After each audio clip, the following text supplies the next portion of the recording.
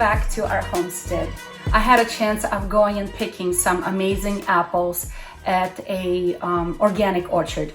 That orchard is very old, over 100 years old, those trees, and they're not sprayed with anything at all, like at all. So that's why sometimes when you look at those apples, they may have like little blemishes and even dark discolorations. Why? Because they were not sprayed with anything. And that's quite all right, okay? I'm not here for the looks, I'm here for flavor, okay?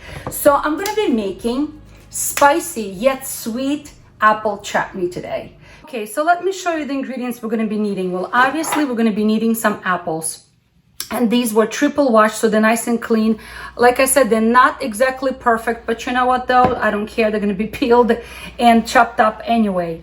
Then we're going to be needing some onion, and I have basic white onion and some red onion. I'm going to be mixing that up, or it can be used just white or just red. It's fine, really, it's up to you. I'm going to be using some hot peppers, right? And I have a little bit of my banana peppers. I have some jalapeno peppers. If you don't have any fresh peppers, you can go ahead and just go for red pepper flakes. They will work just fine as well. But for other spices, I'm going to be using some mustard seeds, cinnamon. I have some cinnamon powder, bay leaves, okay, a couple of bay leaves for flavor.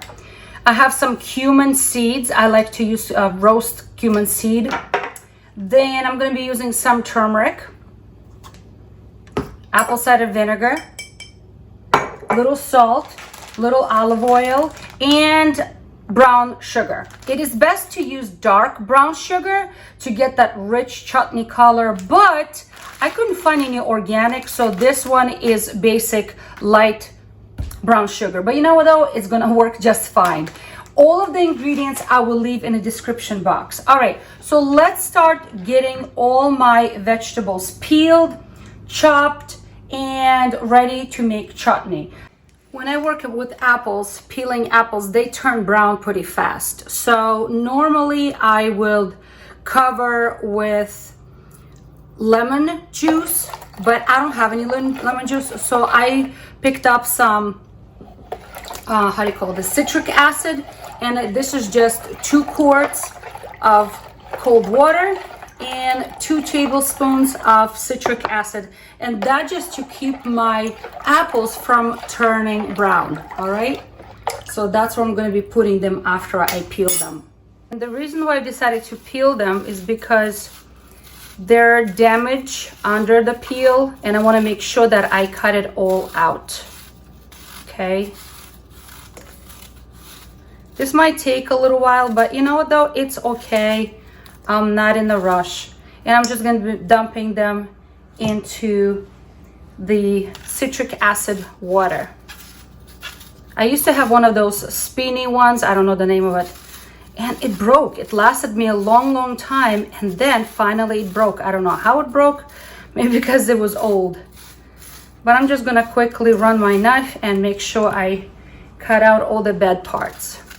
Okay, the apples are peeled, the onions are peeled, and now it's time for me to start chopping them up. And if you guys have seen me use this beautiful little machine, my little chopper, it saves so much time, and I absolutely love it. So let's start going, because I want to have everything ready to make this chutney before I turn the heat on and put my big pot on the stove. I'm wearing gloves because I don't want the hot peppers to get on my fingers. But I'm just gonna chop up all of my vegetables now and just start getting them all ready. I just realized that my chopper broke a little bit. I've had it for some time. Now I need a new chopper.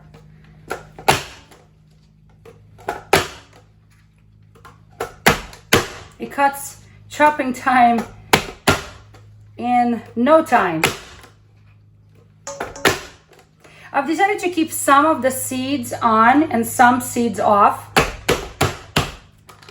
because I do want a little bit of heat in this chutney.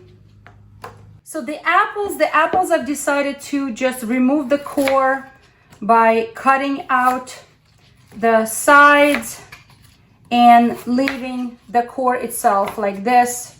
And if I see anything I don't like, I'm just gonna trim away, and I'm just going to put it in my chopper and Done.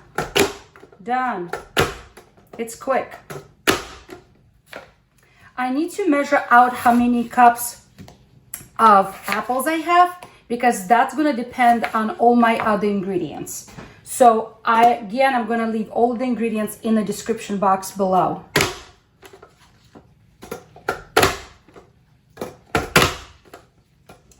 Okay, the first 8 cups of apples are chopped up, and I'm going to be measuring everything in 8 cups. So one batch will require 8 cups of apples. I have lots more to chop. Look at that. So I always make multiple batches. You guys know me. So when you see me adding more sugar than the original recipe, it's because I have multiple batches going at once. All right, so all the apples are chopped, all the onions are chopped. Now I put this nice large pot. This is 15-quart pot on the fire, and I need to put a little bit of olive oil. You could measure if you like, but I'm just going to drizzle a little bit of olive oil because I want to roast and release the fragrance of the spices. Okay, so one of my Indian friends from India, she taught me that this is how it's done in her culture, and let me tell you, the aroma that fills the kitchen is unbelievable. All right, so for each batch, okay, and like I said, I always have multiple, I'm gonna need 1 teaspoon of cumin seed. And before I put them in, I like to roll them so they release their flavor and they begin to cook. Oh yes, it's very flavorful. I have multiple batches here, so I'm putting a lot. But remember, for each, and you know, spices should be optional because not everyone may like it spicy, not everyone may like it so many spices, so it's really up to you. But I have 4 batches here going, so I'm putting 4 of each, and it's beginning to sizzle, it's beginning to do its thing. All right, also I'm going to be needing a teaspoon of cinnamon per batch. All right,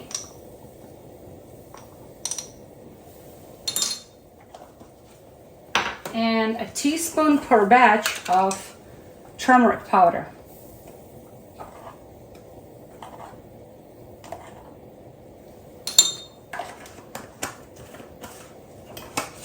And also I'm going to be needing a teaspoon of mustard seed. Let them also cook all together. To this, ooh, let me put a cover on. Oops, they're cooking too much.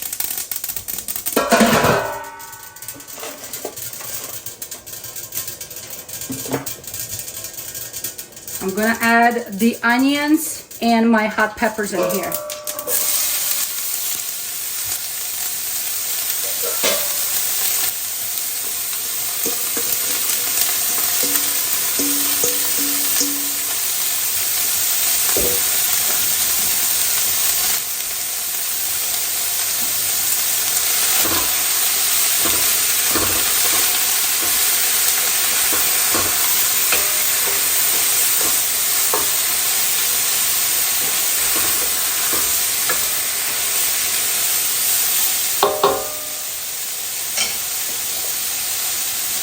Oh, it's beautiful and it's so fragrant.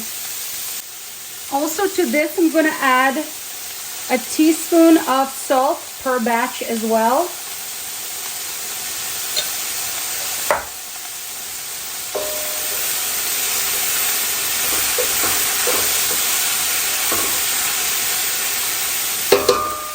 I'm going to add just a little bit of bay leaf. It's optional, but I like how it gives a little bit of flavor as well. And now I'm not going to let this cook too long. I just wanted the spices to warm up and release its fragrance. And now I'm going to be adding the apples.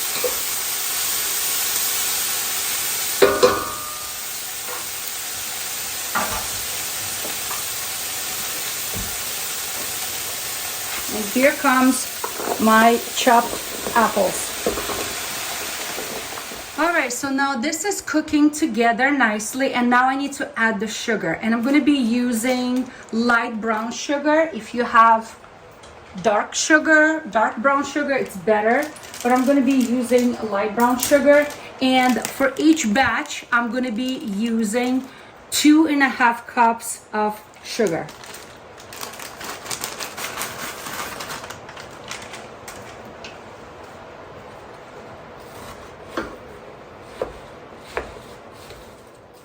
Look at this. It hasn't even come to a boil yet, and it already has a lot of liquid it released from the apple. So let this come to a boil. I have my vinegar ready, but I have not added that yet. I'm gonna put it aside for now. And I'm just gonna allow these apples to come to a boil and marry all together with the spices that I put in here. And I'm gonna give it a little taste before I add the vinegar. So let this bad boy cook for a while until it comes to a boil. All right, my chutney came to a boil and it smells heavenly in my kitchen. So I'm gonna allow this to cook on a gentle heat.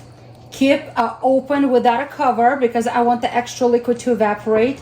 And I want it to cook for about 20 minutes. And then I'm gonna be adding the vinegar. But right now for 20 minutes, I'm gonna allow it to cook all together. Okay, this has been cooking for 20 minutes and it's beginning to thicken up. But as it's just thickened up, now I'm going to be adding the apple cider vinegar. And I have here 1/2 cup per batch, okay? So this is going to now cook again for last 5 minutes all together. And I need to make sure my jars are sterilized, my lids are nice and hot and ready for canning, because this chutney is going to be canned to be eaten now, next week, next month, 3 months later, or 2 years down the road. It doesn't matter because it's going to sit and wait to be eaten on my pantry shelf. This beautiful, spicy yet sweet chutney.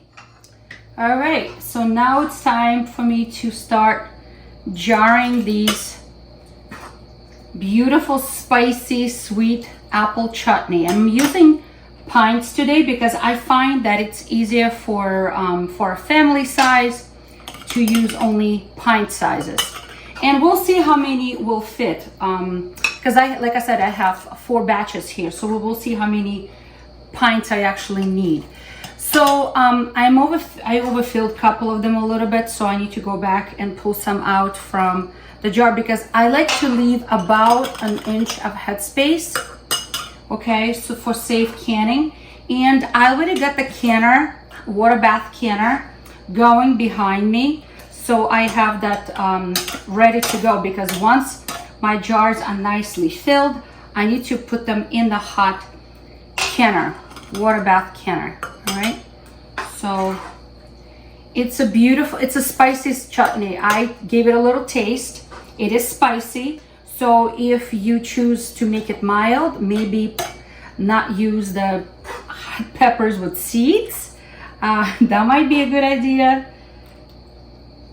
All right, but we'll see how many jars this makes. My husband tasted it already and he loves it. Well, he loves everything spicy, so he loves it. And you know, chutney is a really good side, or like a condiment you can call it, to any protein, really. This can be served on a side of any meat.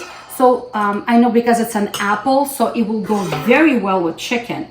So picture this, you cooked a chicken breast and it, relatively plain, unless you really fluff it up and make it more interesting, as far as flavor. So wow, I may use up all the entire 12 jars here. All right, so I have exactly 12 little pints. As always, I need to run on the edges with a little bit of paper towel just to make sure I don't have anything left. Okay, that's going to prevent good seal.